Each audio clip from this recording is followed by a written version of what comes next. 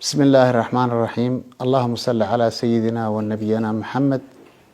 أما بعد، السلام عليكم ورحمة الله وبركاته.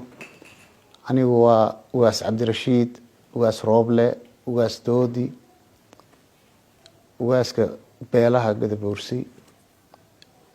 Waxaan baab maanta u dirayaa ummadda Soomaaliyeed oo dhibaatadu ka jirto laascaanood iyo agagaarkeeda.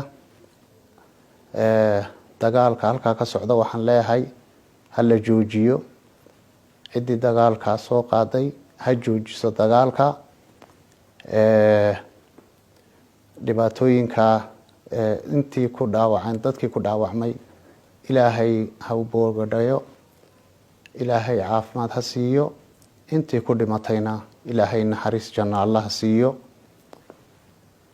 Ummadda Soomaaliyeed dagaal way ka soo daashay, dhibaato way ka soo daashay.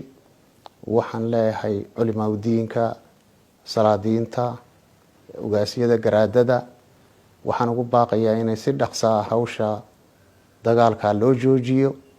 Dagaalka wiil baa ku dhinta, wiil kuma dhasho. Dhibaatadaas halkaa ka socota ha la joojiyo, sida ugu dhaqso badan ha loo joojiyo.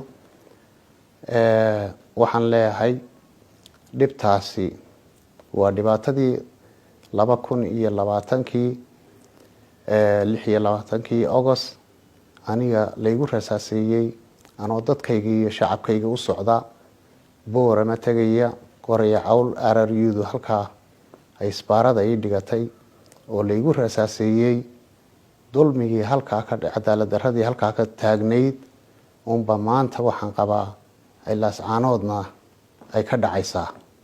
Marka waxaan leeyahay dadkayga midnimadiina ilaashada, mustaqbalkiina iyo dantiinana ilaashada.